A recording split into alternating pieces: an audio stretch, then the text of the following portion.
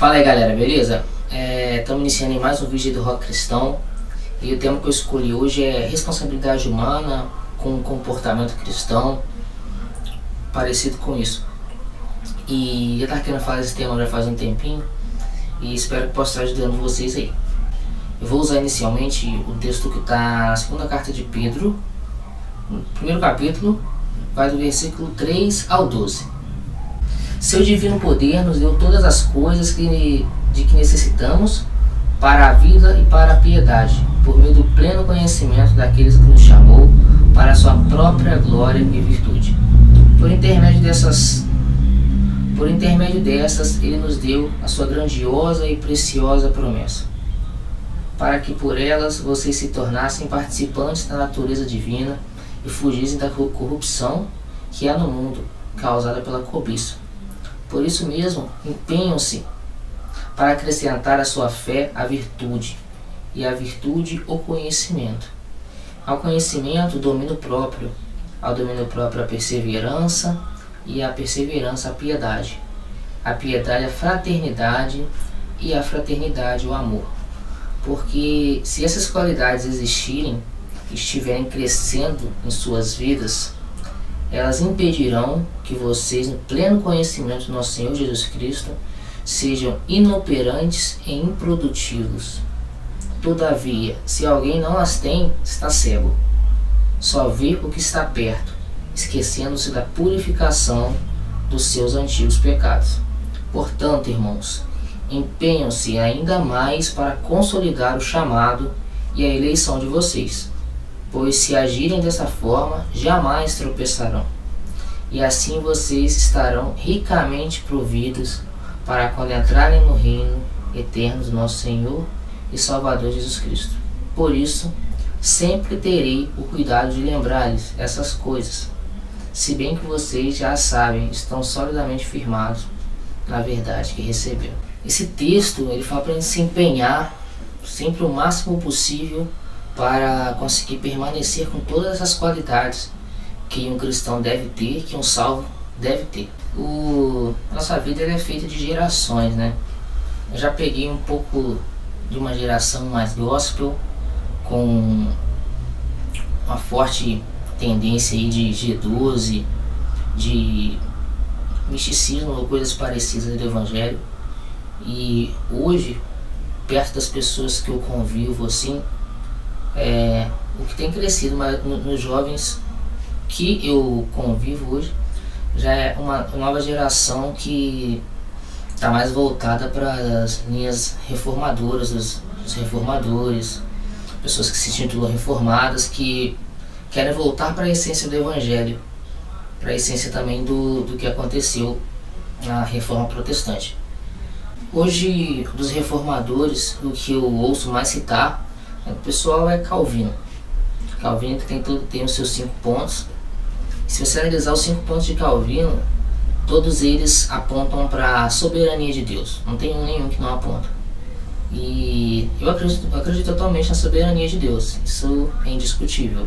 Nosso Deus é soberano, Ele reina antes da fundação do mundo. Essa é para os antigos.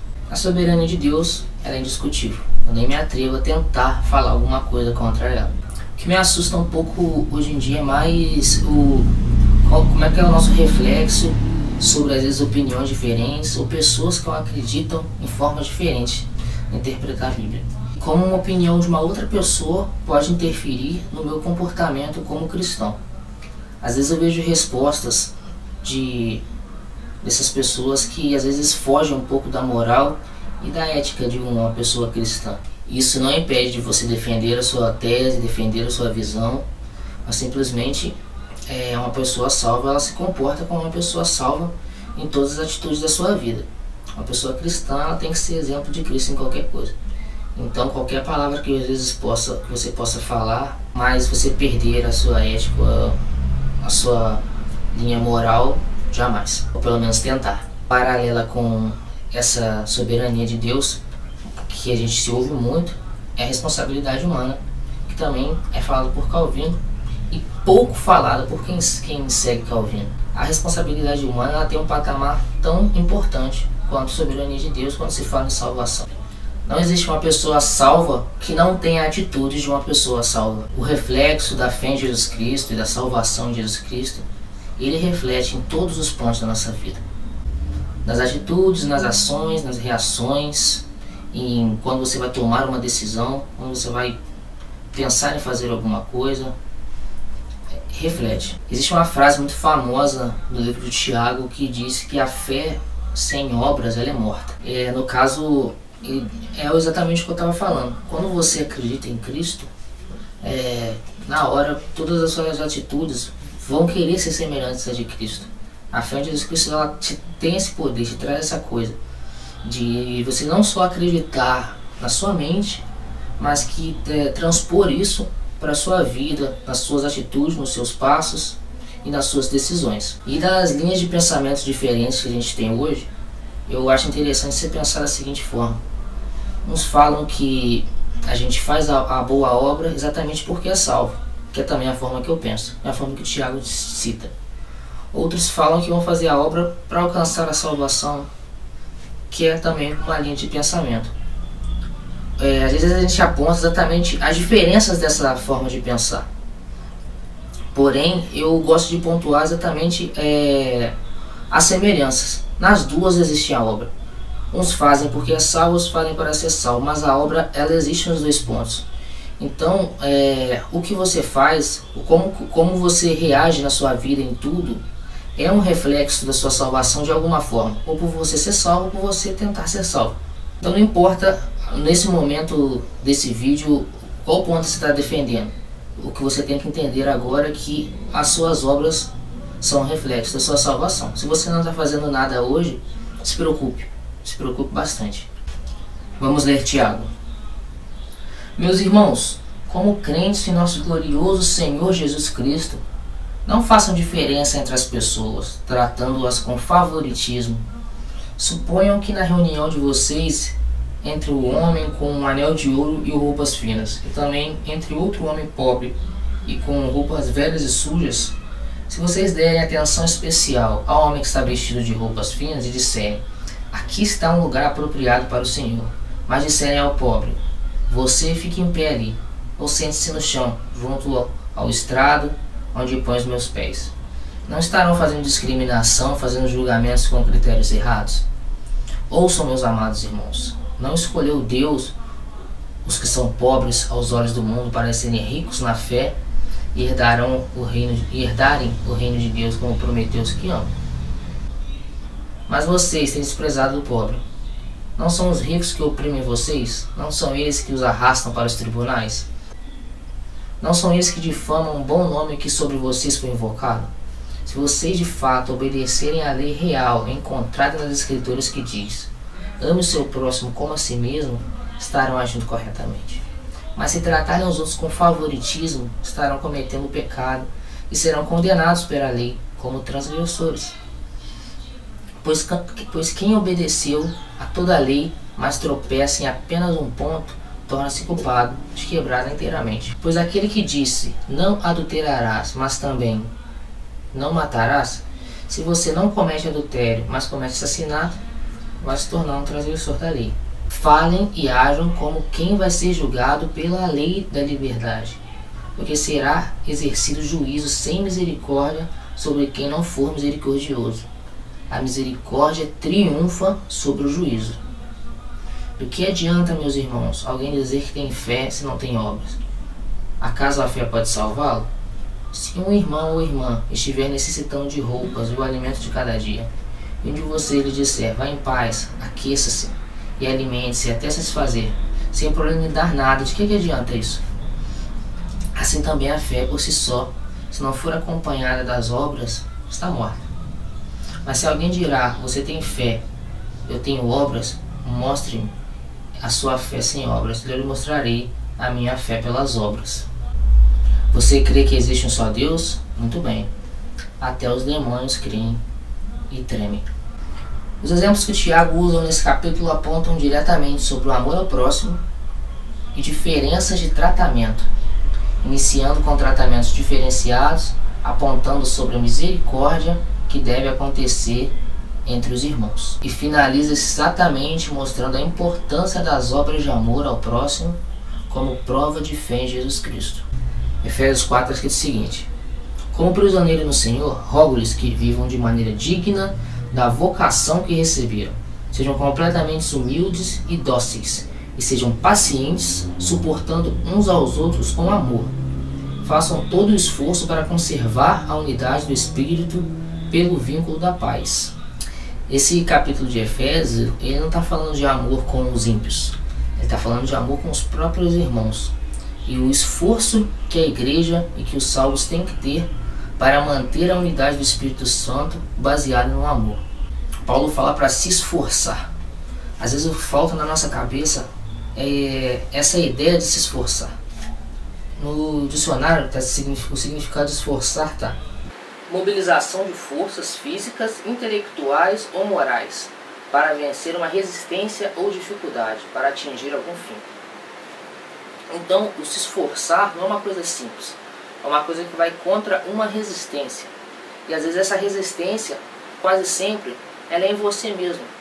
Uma resistência do seu caráter, que você ainda está preso no seu caráter anterior, de pensamentos que você tinha, de dificuldade de conviver com pessoas, de entender ou respeitar opiniões diferentes. A gente sabe que não é fácil conviver com multidão. Porém, o indicado aqui na carta de Efésios é a gente se esforçar para conseguir manter a unidade pacífica do Espírito Santo no meio da comunidade, no meio da igreja, no meio do salvo. O ponto de se esforçar para manter um bom convívio entre os irmãos, às vezes eu acredito que falta em nosso meio. A gente quer ser simplesmente o dono da verdade, e qualquer coisa que vier contra, a gente ataca, a gente agride. E fica aí para refletir. Pessoas intelectuais, elas conseguem entender um pouco da Bíblia se quiser, com bases históricas, teológicas, filosóficas, analisando o tempo, quando foi escrito, para quem foi escrito. Uma pessoa inteligente, ela consegue entender bem da Bíblia, se ela pegar para estudar, historicamente falando, principalmente. Porém, uma pessoa, por ser intelectual, pode significar nada.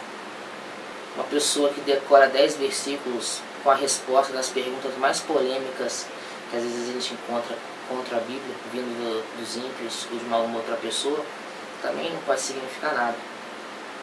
Decorar teses de Armínio, de Calvino, também pode não significar nada, se a gente não pegar esses estudos transpassados em Cristo e não aplicarmos em nossa vida. A verdade da Bíblia, a verdade de Cristo, ela tem que ser aplicada principalmente na sua própria vida, comigo na minha própria vida. Ela tem que refletir para mim todos os pontos, todas as minhas decisões, tudo que eu vivi. Quando eu consigo aplicar em mim, eu apliquei essa fé na minha vida, eu vou gerar obras. E assim eu estou vivendo uma vida como a vida de uma pessoa salva em Cristo, de fato.